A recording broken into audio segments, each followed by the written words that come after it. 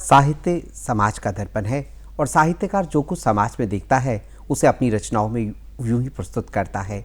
और हिंदी साहित्य में आधुनिक काल के एक प्रमुख युग छायावाद युग, और छायावाद का हिंदी साहित्य में योगदान, उस पर चर्चा के लिए आज हमारे बीच में मूर्धन्य साहित्यकार, एक ऐसी शख्सियत जिन्होंने देश विदेश में हिंदी के प्रचार प्रसार में अपनी अहम भूमिका निभाई, मेरी मुराद डॉक्टर सोमनाथ शर्मा जी से है, जो आज हमारे बीच में है। आपका सर आज के इस कार्यक्रम में हार्दिक अभिनंदन। और कार्यक्रम की शुरुआत करते हुए सर, सबसे पहले मैं आपसे ये जानना चाहूँगा कि ये छायावाद शब्द, इसकी उत्पत्ति और हिंदी साहित्य में छायावाद की क्या भूमिका रही, इसका समय सीमा क्या रहा? सबसे पहले तो हिंदी क्या है जी, साहित्य क्या है, इतिहास क्या है जी, इसके बारे में हम चर्चा करेंगे। बिल्कुल सर। हिंदी, क्योंकि सबसे पहले संस्कृत आम बोलचाल की भाषा थी, बिल्कुल, और संस्कृत के दो रूप हुए, वैदिक संस्कृत और लौकिक संस्कृत। फिर वहाँ से निकली पाली, फिर निकली प्राकृत, फिर निकली अपभ्रंश, और अपभ्रंश से हिंदी निकली। और जो हिंदी की बात हम करते हैं तो इसका इतिहास कोई बहुत ज़्यादा पुराना नहीं है जी, लगभग 1000 वर्ष का इसका इतिहास है। तो 1000, क्योंकि 1050 से लेकर 1375 विक्रमी संवत जो है जी, उसमें, उस कालखंड को हम हिंदी साहित्य के इतिहास में आदिकाल या वीरगाथा काल के नाम से जानते हैं। जी, बिल्कुल। और 1375 से 1700 विक्रमी संवत का जो समय है उसको हम मध्यकाल, पूर्व मध्यकाल और उत्तर मध्यकाल दो नामकरण देते हैं मध्यकाल के। तो पूर्व मध्यकाल को कहते हैं भक्तिकाल जी, और इसके बाद दूसरा काल है उसको कहते हैं उत्तर मध्यकाल यानी रीतिकाल। रीतिकाल यानी 1700 से लेकर 1900 विक्रमी संवत का जो समय है उसको हम रीतिकाल के नाम से जानते हैं। और 1900 से लेकर आज तक का जो साहित्य है जो लिखा गया है उसको हम हिंदी साहित्य के इतिहास में आधुनिक काल के नाम से अभिहित करते हैं। आधुनिक काल की अगर बात करें तो इस कालखंड में सबसे पहले भारतेंदु युग है।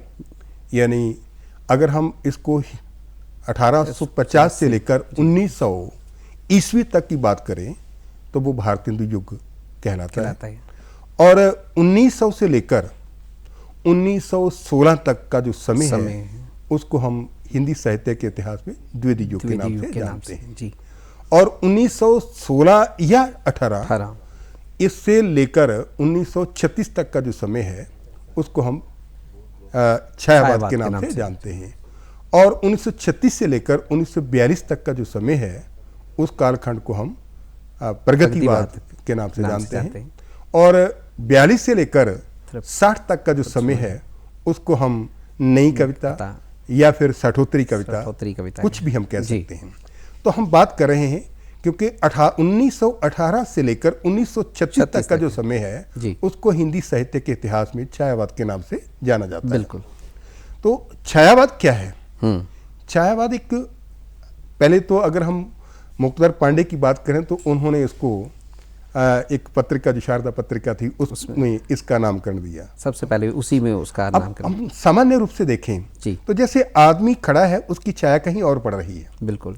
तो ऐसे ही जैसे कुछ साहित्यकार कुछ लिखता है उसके भावों की भंगिमा जो है वो कहीं और हो, उसका दृष्टिकोण और हो, उसको हम छायावाद कहते हैं। तो एक विशिष्ट पद्धति है, एक शैली विशेष का नाम छायावाद है, एक पद्धति विशेष का नाम छायावाद है, एक कविता विशेष का नाम छायावाद है।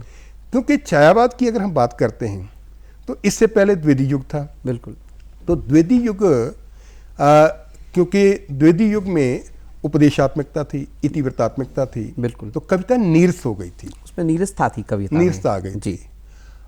अगर हम 1914 से लेकर 1918 की बात करें तो ये प्रथम विश्व युद्ध हुआ।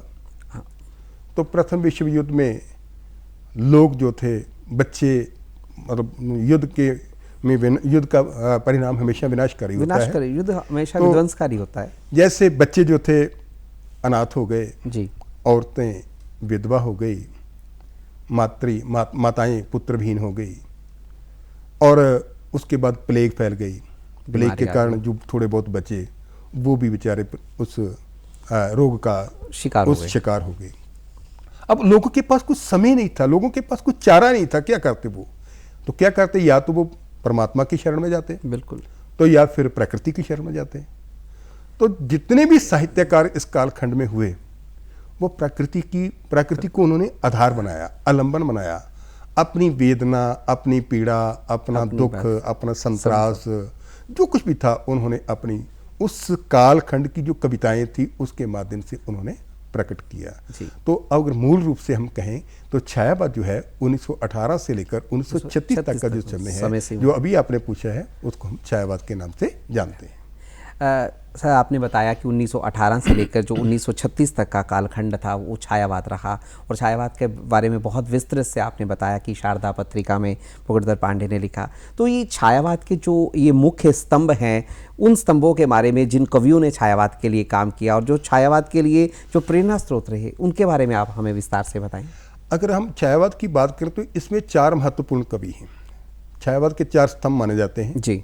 उसमें महादेवी वर्मा है, उसमें सुमित्रानंद पंत है, उसमें जयशंकर प्रसाद है, उसमें सूर्यकांत त्रिपाठी निराला जी हैं। अगर हम हिंदी साहित्य के इतिहास में इनको नज़रअंदाज कर दें तो हिंदी साहित्य के इतिहास में कुछ भी नहीं बचेगा। सही बात कही आपने।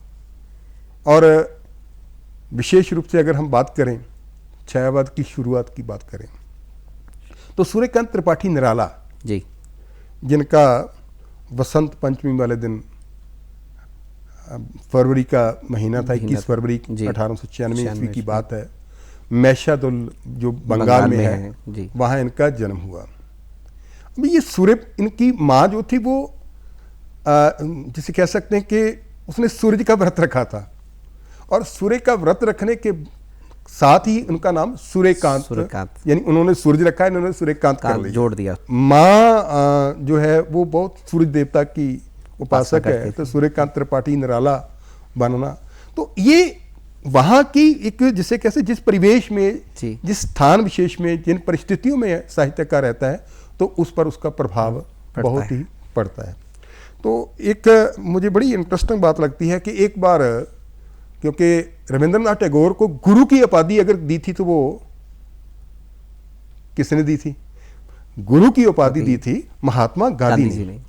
तो महात्मा गांधी को महात्मा की उपाधि दी थी तो वो इन्होंने दी थी, जिसे आप कह सकते हैं कि रविंद्रनाथ टैगोर जी ने। रविंद्रनाथ, यानी ये दोनों ही आपस में बहुत घनिष्ठता थी कि महात्मा कहने वाले रविंद्रनाथ टैगोर और गुरु कहने वाले महात्मा गांधी। तो रविंद्रनाथ टैगोर के प्रति इनका झुकाव ज़्यादा था, और परिणाम क्या हुआ कि एक बार इंदौर में कहीं वो कुछ बोल करके आए कि हिंदी जो है वो राष्ट्रभाषा नहीं बन सकती, या कुछ उन्होंने हिंदी के कुछ संदर्भ में ऐसा वक्तव्य दिया। तो निराला जी उसके पास पहुंच गए। उन्होंने कहा कि आपकी महात्मा जी, आप रविंद्रनाथ टैगोर को मानते हैं, तो क्या आपको रविंद्रनाथ टैगोर के अतिरिक्त कोई और साहित्यकार नजर नहीं आया? आपने महादेवी वर्मा को पढ़ा है कभी? आपने सूर्यकांत त्रिपाठी निराला को पढ़ा है? आपने जयशंकर प्रसाद को पढ़ा है? आपने पंत को पढ़ा है? तो जैसे ही उन्होंने ये कहा तो महात्मा जी कहने लगे कि नहीं, मुझे तो रविंद्रनाथ टैगोर कहते हैं ना कि आप जरा, मैं आपको लिटरेचर देता हूँ, आपको साहित्य देता हूँ, पुस्तकें भेजता हूँ, आपको पढ़िए। आपने पढ़ा ही नहीं है, आपको हिंदी के बारे में समझ ही नहीं है, तो आप हिंदी के बारे में ऐसा क्यों बोल सकते हैं? तो ऐसा अक्खड़, ऐसा क्रांतिकारी, ऐसा हिंदी का पक्षधर साहित्यकार, ऐसा विद्वान बहुत कम मिलते हैं। ऐसा क्रांतिकारी व्यक्तित्व जो है वो हमें हिंदी साहित्य के इतिहास में कोई नहीं मिलता। और ये निराला जी ने 1916 में एक कविता लिखी जिसका नाम रखा है इन्होंने जूही की कली। तो जूही की कली एक कली है, बेल है, वृक्ष पर लिपटी हुई है। जैसे कोई वृक्ष पर बेल लिपटी होती है तो वैसी वो लिपटी हुई है। तो कहते हैं कि उसको आधार बना करके, उसको आलंबन बना करके इन्होंने कविता लिखी कि विजन वन वल्लरी पर सोती थी सुहाग भरी, स्नेह स्वपन तनु तरणी जूही की कली। तो जैसे ही ये कविता उन्होंने पहली कविता लिख करके सरस्वती पत्रिका के जो संपादक थे आचार्य महावीर प्रसाद द्विवेदी जी, उनके पास जैसे ही उन्होंने उस कविता को भेजा तो द्विवेदी जी ने कहा कि ये मुझे कविता कम, इसमें अश्लीलता ज़्यादा नजर आती है। तो उन्होंने लौटा दी। उन्होंने कहा कि ये आपकी जो कविता है मैं इसको प्रकाशित नहीं करूँगा। तो उन्होंने कहा कि इसमें अश्लीलता वाली बात कौन सी है, मुझे ये तो बताइए।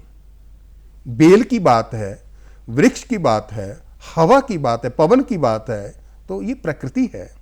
प्रकृति की तो आप, अगर आपकी सोच में फ़र्क है तो मैं क्या कह सकता हूँ। तो उन्होंने लौटा दी। उसके बाद जैसे ही सूर्यकांत त्रिपाठी निराला जो सरस्वती पत्रिका के संपादक बने तो उन्होंने वो कविता उसमें प्रकाशित की और साहित्य जगत में तहलका मच गया कि क्योंकि लगता है कि इस पत्रिका को जो संपादक है, मुझे लगता है कि वो कहीं नज़रअंदाज हो गया है, लगता है कि वो उसने छोड़ दी है। क्योंकि जो महावीर प्रसाद द्विवेदी थे वो लिखते थे और उपदेश की बात करते थे, नैतिकता की बात करते थे, संदेश की बात करते थे। तो ये प्रकृति की बात करने वाला कौन आ गया। तो वहीं से 1916 से ही जब उन्होंने पत्रिका प्रकाशित हुई तो उसमें ये जूही की कली के नाम से ही हिंदी साहित्य में छायावाद की जो शुरुआत है वो मानी जाती है। तो ये छायावाद की, निराला जी की पहली कविता जो है वो छायावाद की शुरुआत करती है। तो ऐसा साहित्यकार जिसने, क्योंकि उनसे पहले जितनी भी कविताएं लिखी जाती थी वो छंदों में लिखी जाती थी, लय में, तुक में, विराम में, यति में, गति में लिखी जाती थी। तो मात्र सूर्यकांत त्रिपाठी निराला एक ऐसा व्यक्तित्व हुआ जिसने कविता को छंदों के बंधन से मुक्त किया, भाषा को परिमार्जित किया, भाषा को सुसंस्कृत किया, भाषा को इतना सुंदर ढंग से व्यक्त किया कि आज अगर राष्ट्र की वाणी बनने जा रही है हमारी हिंदी तो ऐसे साहित्यकारों की बदौलत बनने जा रही है। ऐसा साहित्यकार जिसने इतने अच्छे शब्दों का चयन किया, मतलब जिसे कि उतने इतने अच्छे भाव भरे कि आज राजभाषा तो बन गई लेकिन ये राष्ट्र की वाणी नहीं बन सकी। और ये उन्हीं, हम यहाँ से परमात्मा के आगे ये प्रार्थना करेंगे, लोगों से भी अपील करेंगे कि आप इसको राष्ट्रवाणी बनाएं, राष्ट्रभाषा बने। हम कश्मीर से कन्याकुमारी जाएं तो हमें किसी दूसरी भाषा का सहारा ना लेना पड़े। तो ऐसा व्यक्तित्व जिसने छायावाद में अपनी रचनाएं लिखी, उसके बाद उन्होंने प्रगति की बात भी की, उसके बाद उन्होंने जागरण की बात भी की, इसके बाद उन्होंने भक्ति की बात भी की। तो ऐसा व्यक्तित्व सारा सामवेश्य था उसमें जो ऐसा व्यक्तित्व हमें नहीं मिलता। ऐसे व्यक्तित्व को शत शत प्रणाम है, नमन है कि वो छायावाद को ही नमन जाता है, ऐसे साहित्यकार को नमन जाता है। सर, निराला जी के बारे में आपने बड़े विस्तार से छायावाद के, उनकी भूमिका, छायावाद में जो उन्होंने कार्य किया और हिंदी के प्रचार प्रसार में जो उन्होंने किया कि महात्मा गांधी से भी जाके जा भिड़े। तो इसके बाद मैं एक और उनके जिनके बारे में आपने चर्चा की, जयशंकर प्रसाद जी, मैं चाहूँगा उनके बारे में भी थोड़ा सा इसके, क्योंकि मैं राम की शक्ति पूजा, क्योंकि अगर सूर्यकांत त्रिपाठी निराला की जी सर राम की शक्ति पूजा की बात ना की जाए, राम की शक्ति पूजा और सरोज स्मृति में, सरोज स्मृति में क्या है, क्योंकि पहली बात तो कि उनकी एक बेटी है जिसका नाम सरोज है और उसकी याद में उन्होंने ये एक शोक गीत लिखा है हिंदी साहित्य। और शोक गीत जो है वो इतना बढ़िया गीत है कि उसमें वो अपने जीवन की जो व्यथा है, अपने जीवन की जो संघर्षों से जूझते हुए कवि की जो कथा है उसका उन्होंने बहुत ही उल्लेख किया है। और फिर अपने पर भी वो बड़ा अच्छे, बांधो न नाम इष्ठाम बंधु, पूछेगा सारा गांव बंधु, ऐसी कविता। फिर आप राम की शक्ति पूजा के, राम की शक्ति पूजा क्या है जी, कि जिस समय राम जो हैं, भगवान राम जिस समय युद्ध में देखते हैं कि रावण पर उनके तीरों का कोई प्रहार नहीं हो रहा, तो जामवंत को बुलाते हैं। तो जामवंत को कहते हैं कि भाई क्या बात हो गई, ये आज मेरे तीर जो है कोई असर नहीं कर रहे रावण पर। तो उन्होंने कहा कि माँ शक्ति ने उनको अपने आगोश में लिया हुआ है, रावण को अब माँ शक्ति ने आगोश में लिया हुआ है और उनकी वज्र की देह है, और जो भी आप तीर छोड़ते हैं माँ दुर्गा के शरीर पर लगता है और निरस्त हो जाता है। इसलिए आप शक्ति की आराधना करो, शक्ति की पूजा करो। तो उसमें 108 नीले रंग के कमल के फूल जो कैलाश पर्वत पर थे, हनुमान जी को भेजा गया, वो लेकर के आए। और जैसे जैसे ही उन्होंने एक एक फूल माँ शक्ति के चरणों में अर्पित करना शुरू किया, 108वां फूल जैसे ही वो हाथ बढ़ाने लगे तो माँ शक्ति ने उस फूल को चुरा लिया और चुराने के बाद अलोप हो गई। अंदर ही अंदर सूर्यकांत त्रिपाठी निराला ये बात कह रहे हैं कि मैं तो शुरू से ही मेरे साथ ऐसा होता रहा। सूर्यकांत त्रिपाठी निराला राम की व्यथा को बता रहे हैं। राम सोच रहे हैं कि राज्य मिलना था, वनवास मिल गया, अब भाई की बात थी तो अब ये हो गया। तो वो कहने लगे कि कोई बात नहीं, अगर माँ शक्ति ने एक फूल कमल का चुराया है तो कोई बात नहीं।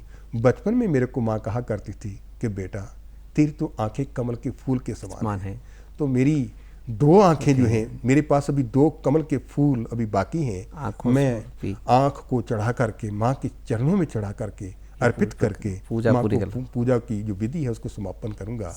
तो जैसे ही उन्होंने ये फूल जो था वो आंख निकालने की कोशिश करने लगे तो माँ शक्ति प्रकट हुई और उन्होंने उसकी बाजू पकड़ ली, कहने लगे कि तुम सफल हुए।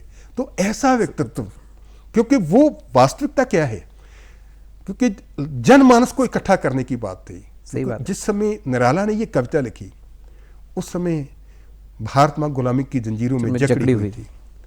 अंग्रेज मनमाने ढंग से अत्याचार कर रहे थे। भारत मां स्वतंत्रता की श्वास के लिए तड़प रही थी।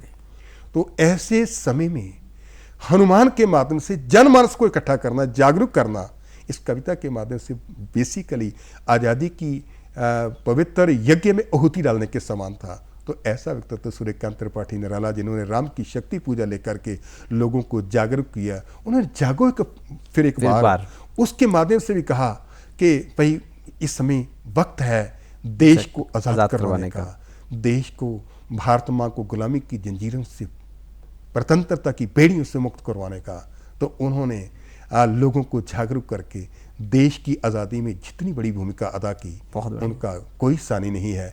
ऐसा व्यक्तित्व आज उसको हम शत शत नमन करते हैं, प्रणाम करते हैं, सिजदा करते हैं।